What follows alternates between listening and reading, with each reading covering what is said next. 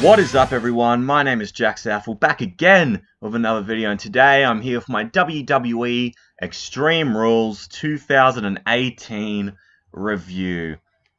Man, I'm starting to get really sick of these 4-hour shows, man, because every time I get myself hyped up and I'm like, oh, this could be a good show, you know, this could be good, and I just continue to get let down every time, and this show was just another one of them. You know, I went in there very optimistic, thinking, oh, this could be good, and it just turned out being very below average, which is what they should not be striving to be. I'm not sure if it's because 4 hours is too fucking long. It wasn't even a 4-hour show, it was a 3.5-hour show. But, you know, it could be because of the main event, which I'll get to later on, but I don't know. I was very let down by this show tonight, but, we'll talk about the two pre-show matches that were actually surprisingly pretty good. We had Andrade, Cien, Almas versus Cara, and I actually really like this match. These two work really well with each other. They had a good match on SmackDown, and they had a really good match here at Extreme Rules on the kickoff show. Cien and Almas won, which I predicted, and yeah. They could have another match on SmackDown, even, and just have, like, the final blow-off, you know, because this has been really good, the matches they've had. So, after that, we had the New Day take on Sanity in a 6-man tag team tables match. This was not an elimination tables match. Sanity won this one by, I think it was, like, Kofi was on the apron with, I believe, Alexander Wolf. And then Eric Young, from the top rope, hit an elbow on Kofi through the table to win the match. Pretty cool ending, and yeah, this may be one of the rare occurrences where I preferred the pre-show more than the actual show itself. But the opening match for the actual show was the Raw Tag Team title match between the Deleters of Worlds, Matt Hardy and Bray Wyatt, and the B Team, Bo Dallas and Curtis Axel. And the B Team fucking won. Yeah. I had a feeling that they could go in that direction, but I didn't know they were actually going to do it. Like, holy shit. You know what? I don't completely hate this. I mean, the match was pretty standard. It wasn't exactly anything groundbreaking, but, you know, it was a very standard match. But seeing Bo Dallas and Curtis Axel as Raw Tag Team Champions is cool with me. I hope they can build some more momentum as champions and actually be I wouldn't say like a legitimate force in the tag team division, because, I mean, it's fucking Bo Dallas and Curtis Axel. I'm not sure how long their run is going to go for. If they have a rematch against Hardy and Wyatt for the belts and Hardy and Wyatt win it back, because WWE could definitely do something like that. But, yeah, I'm excited to see where they can go as tag team champions. They could have some interesting feuds. If the Authors of Pain finally show up on Raw, there's no way in hell the B Team are going to beat Authors of Pain. But yeah, it was a nice little surprise to kick off the show. Also, the bit where Bo Dallas and Bray Wyatt squared off for a little bit. They didn't fight, but they like stared down at each other for a bit. That was kind of cool. We were in Kurt Angle's office, and he was getting interviewed. And he talks about Brock Lesnar as a Universal Champion and the whole situation going on for that. He talks about how he had to cancel the multi-man match because Brock backed out of Extreme Rules. And so Kurt Angle hits a bombshell on us and says either Brock has to come on Raw tomorrow and negotiate this match for SummerSlam for the Universal title, or he's going to strip Brock Lesnar of the Universal title, and the fans went nuts. And you know what? I'm more than happy with this. This was just a good decision. It makes SummerSlam very interesting now, especially Raw tomorrow night, to see if Brock Lesnar will finally get off his fucking ass and actually defend the Red Jam belt, because it's been way too long, man. Way too long. And I think WWE realizes this. Who he's going to face for the championship, I'll talk about that later on when we get to the Roman Reigns Bobby Lashley match. So, afterwards, we had Finn Bálor versus Constable Baron Corbin. Honestly, who gives a rat's ass about this match? Who actually fucking cares? Baron Corbin went to hit the end of days, but Finn Bálor turned it into a roll-up to get the win. It was a match that happened. Yeah, very dull in my opinion. I wasn't excited for this at all. Finn Balor, his character, man, needs a good kick up the ass. He needs to stop smiling all the damn time. Like, if he competes at SummerSlam, bring back the Demon. Like, where has the Demon gone? We haven't seen it since, like, SummerSlam of last year. Has WWE just cancelled the Demon gimmick? Like, it was fucking. I don't get it. Like, it was the most popular thing. It's kind of what made Finn Balor stand out from everyone else. But you're not going to return it. Hopefully, if he does return, if he does have a match at SummerSlam, he does bring back the Demon. Only if it's necessary. Actually, backtrack from what I said. Don't bring him back at SummerSlam if he's going to wrestle Baron fucking Corbin. At least make the feud interesting if you're going to bring back the Demon. But, yeah, moving on from that, we before I get to the next match, I have to talk about this commercial for SummerSlam. Now, over the last few years, SummerSlam has had some very infamous commercials, mostly due to KFC, whether it be the Dolph Ziggler Miz match or HBKFC. But no, this had nothing to do with KFC or anything like that, because WWE went to advertise SummerSlam.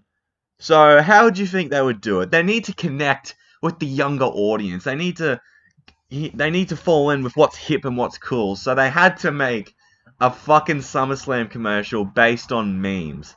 Like Impact, Impact font, like the shit I used to use for my videos. Impact font, and like they have a picture or like a GIF or something, and they'll make it like a hashtag something. It was so cringe. Like, this would be this commercial was the definition of that photo of Steve Buscemi with the fucking skateboard and the cap going, "How you do, fellow kids?" Like, oh, it's so bad.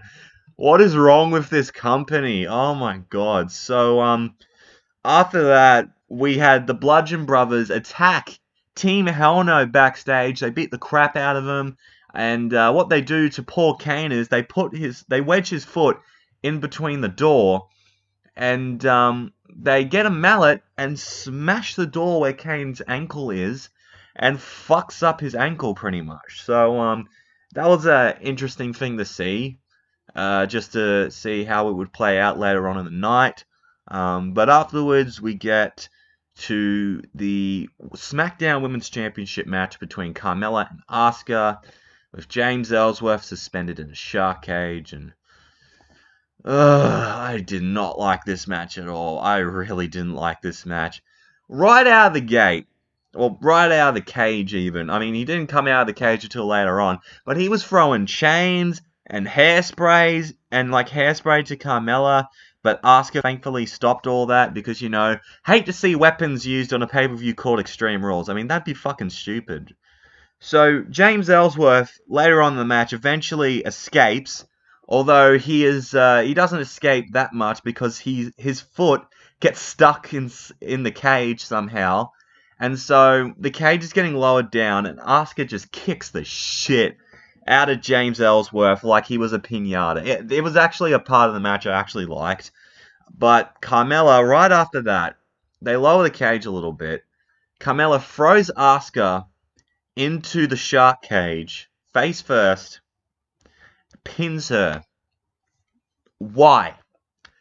Why would you have Carmella beat Asuka twice? I'm not saying Carmella is bad. I've been liking her character on SmackDown, but just beating Asuka twice?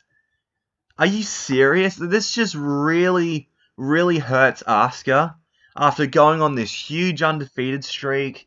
Like, losing to Charlotte once, okay, fine. But losing to Carmella twice. Like, I mean, Carmella, I can't take that seriously compared to someone like Charlotte Flair. Like, Charlotte Flair, I can actually take seriously in beating Asuka. Not Carmella. At all. Like, I understand that her face got rammed into the side of a fucking shark cage, and yeah, that hurts a lot. But as soon as that was over, she gets back up and just kicks the shit out of officials and James Ellsworth like it was nothing. Like, oh, this match was so dumb. So dumb. But yeah, Carmella retains her SmackDown Women's Championship, and yeah, that match can suck a fat one. Then we get to the United States Championship match between Jeff Hardy and Shinsuke Nakamura. And so at the start of the match, before the match even begun, Nakamura, just being the nice guy that he is, gives Jeff Hardy a swift low blow to the nads. And it must have been a powerful low blow because Jeff Hardy asked to start the match and all that. Nakamura instantly hits the Kinshasa, pins Jeff Hardy, and wins the United States Championship in a match I believe that was 8 seconds long. So, yeah, Nakamura is now United States Champion. I know they're going to have a rematch on SmackDown this week. Hopefully that goes a bit longer than this match. But, yeah, I didn't hate this surprise. I didn't hate this 8-second match. Now, because knowing now that this show was like 3.5 hours long, they could have actually had a longer match. But I think that's going to be saved for SmackDown. If so, then this is fine. I didn't have that much of a problem with it. It was a nice, shocking little surprise there. But then, Randy Orton shows up. We haven't seen Randy Orton in like a month or two. He shows up and decides to join in on Nakamura's fun of destroying Jeff Hardy's balls. And just punts and just kicks him right in the balls. No, he stomps on his nuts. Even. Like, my God. Orton's turned heel. I don't have an issue with that. Orton is much better suited as a heel than a babyface, in my opinion. So hopefully he can get that fire underneath him again. Yeah, don't have any issue with this. It looks like they're going to go into like a triple threat at SummerSlam.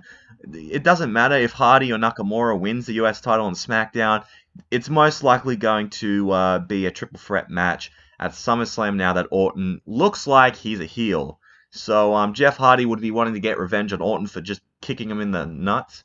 And for the same thing for Nakamura and also his rematch clause and shit like that again. So yeah, a triple threat match at SummerSlam for the US title. That's what I'm predicting now. So afterwards, steel cage match between Kevin Owens and Braun Strowman. Pretty alright. I actually didn't mind this match. Owens was just running away from Strowman any chance he gets. I know that's the whole point of the match, but still, I wish he would have shown like more offense towards Braun. But thankfully, he did end up showing more offense because Braun even said to him, "You say fight Owens, fight? Well, fight me, you coward." And just, yeah, Owens did fight back for a little bit, but the crowd was telling Braun, "Oh, throw him into the cage and all that," and kept saying one more time about 3 times. So is it really one more time, crowd? Yeah, I'm gonna say more about this crowd about the main event, but Owens hits a Stone Cold Stunner and handcuffs Braun, and so Owens is now feeling tough. He should have just walked out the door right there, but no. Kevin Owens, he's an egotistical dick. That's his character. He kind of has to rub it in Braun's face. And so he climbs up the cage after hitting him for a bit. He did get chokeslammed with Braun's one hand for a little bit. But Kevin runs over to the other side of the cage. He does the suck it in front of Braun Strowman. And that just sets him off. He ends up taking off his handcuffs. And then easily the spot of the night. Braun climbs up the cage with Kevin Owens on top. It's fucking hell. He chokeslams him off the top of the cage through the announce table. Like, holy shit. It was definitely the most extreme moment of the night. Like, poor Kevin Owens, for the second pay-per-view in a row, has gotten killed by Braun Strowman. First, it was off the top of a big fuck-off ladder through tables. Now, this time, it's off the top of a cage through the announce table. Like, can we just have Kevin and Braun separated just for Kevin Owens' well-being? Like, Jesus Christ. Like, the build-up for this match was kind of stupid, but the match itself was actually not that bad, and I thought the ending was really, really good. Even though Braun kind of cost himself the match and fucked himself over, so Kevin Owens wins this match. But you know what? That ending was too fucking nuts for me to not like it. So yeah, I'm going to say this match was pretty decent. I enjoyed it. Afterwards, we had the SmackDown Tag Team title match between the Bludgeon Brothers and Team Hell No. At first, Daniel Bryan came out by himself because Kane was still probably in the doctor's room examining his ankle and his foot, hoping it's all good. So it was basically a 2-on-1 handicap match for the beginning of this match. There was a cool moment where Rowan was holding Bryan's arms, and Harper went for a outside dive through the middle ropes, but Bryan moves out of the way and he crashes into Rowan. And then later on, Kane finally shows up in a big, silly-looking boot to help out with his ankle. And so he tries his hardest to fight back, but the leg was just not working for him. Bludgeon Brothers hit their finisher on Daniel Bryan, and they retain their tag team titles.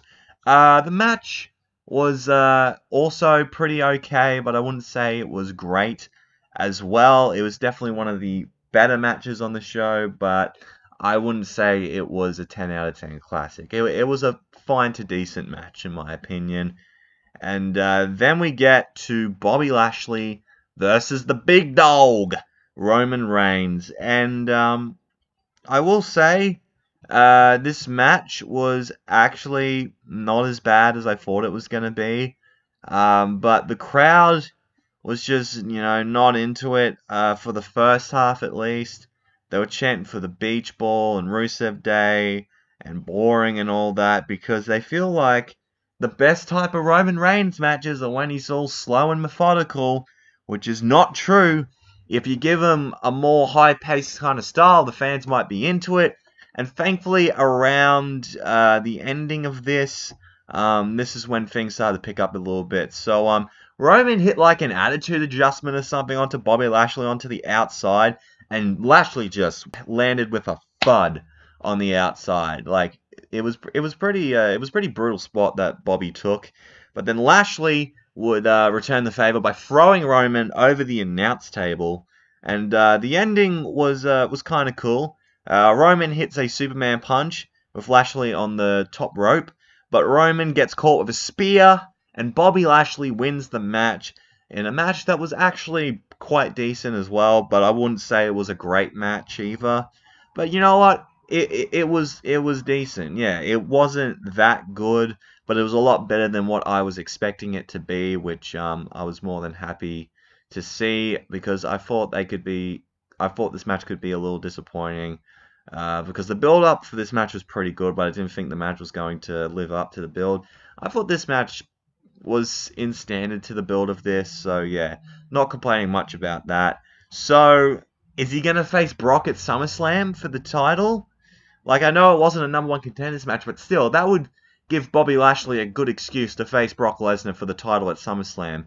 On the post-show, he mentioned that his dream when coming back to the WWE was facing Brock Lesnar and winning the Universal title, and why not have both at the same time? So yeah, I think Bobby Lashley will most likely be in line to face Brock for the Universal Championship. So afterwards was the Raw Women's Championship Extreme Rules match between Nia Jax and the champion Alexa Bliss. Alexa had Mickie James on her corner, while Nia Jax had Natalya in her corner. Ronda Rousey was sitting in the front row, I believe, with her husband.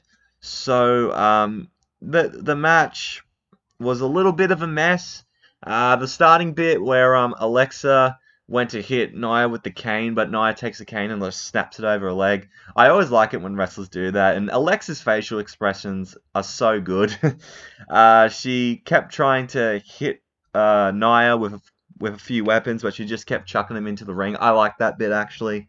And so they used a few trash cans on each other and steel chairs, but it didn't look very natural to me compared to like a men's match. I'm not saying that to be like sexist or anything, but yeah, it's just with these two, it looked like they were it was very awkward the way they were hitting each other with the weapons. But I believe Mickie was interfering on Alexa's behalf, and Ronda Rousey got ticked off and decided to run out of the crowd and into the ringside area. She absolutely just throws Mickie against the barricade, and she runs into the ring and looks to take out Alexa, but that doesn't end up working out. So Alexa wins the match by hitting the DDT on Nia on a steel chair to retain. Um, yeah, it was an average match. That was a bit of a mess. Like what I was saying, this show was just very average in general.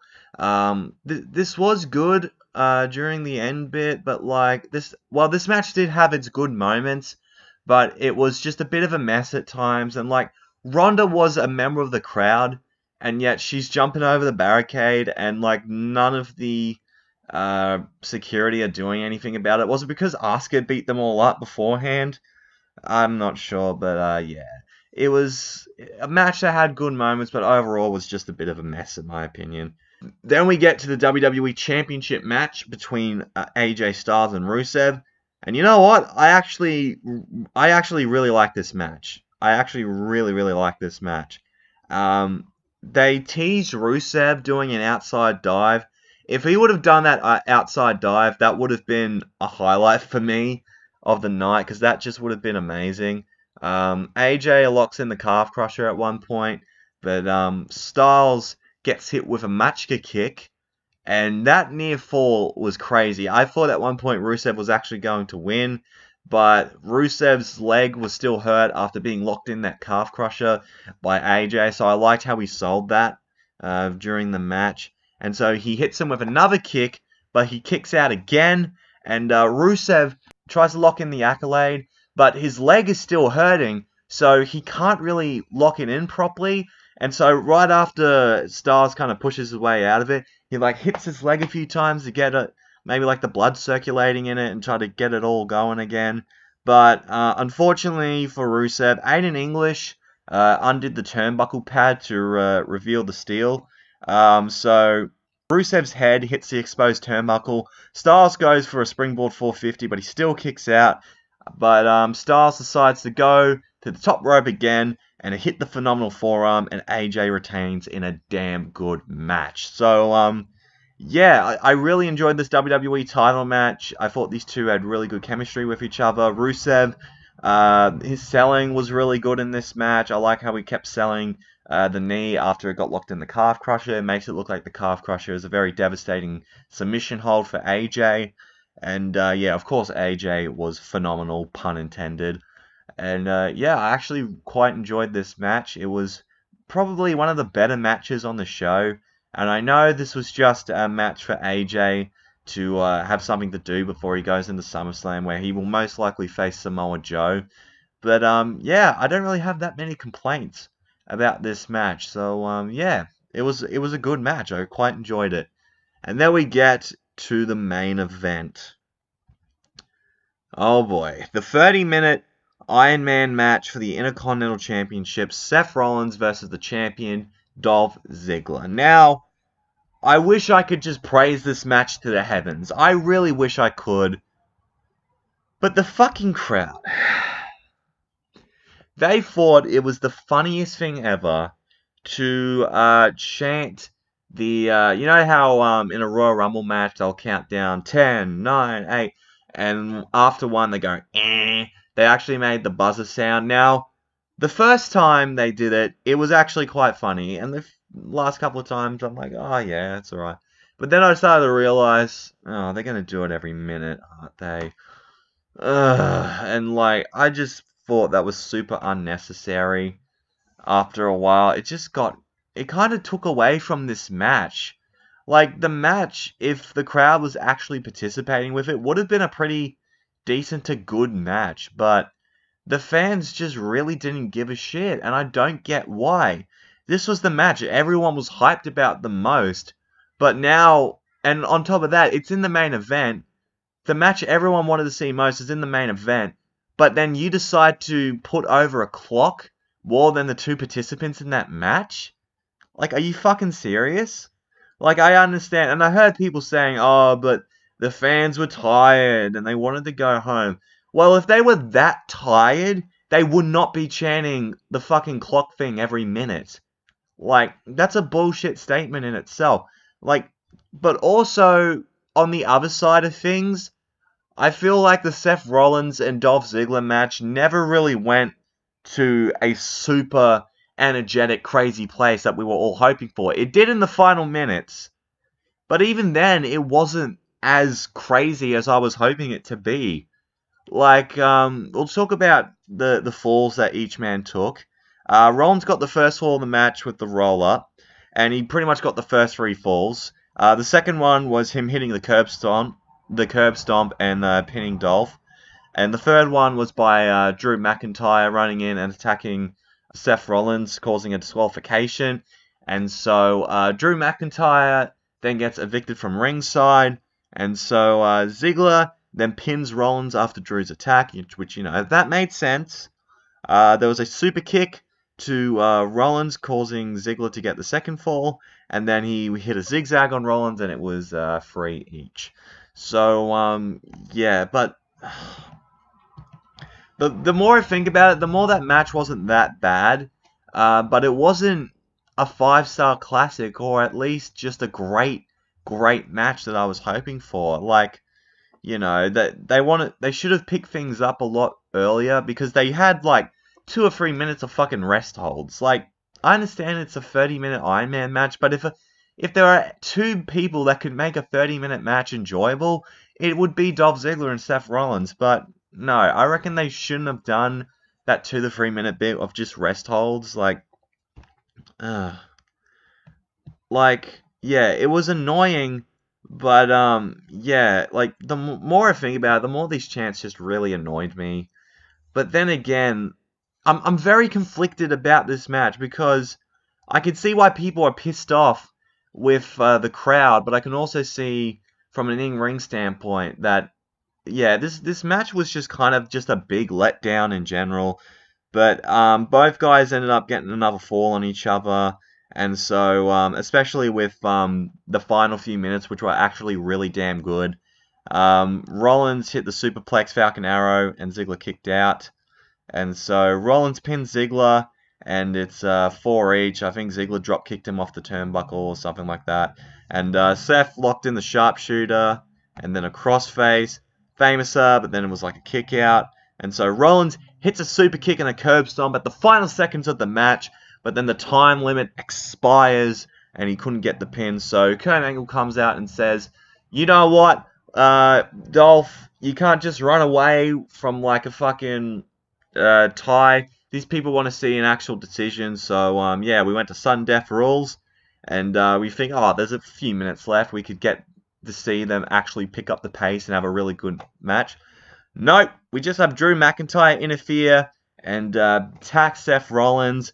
Ziggler gets the roll up and retains the Intercontinental Championship. And that's how we kind of ended the show there. Yeah, I was disappointed by that main event. Whether it be from the crowd or Rollins and Ziggler being held back from what they could do.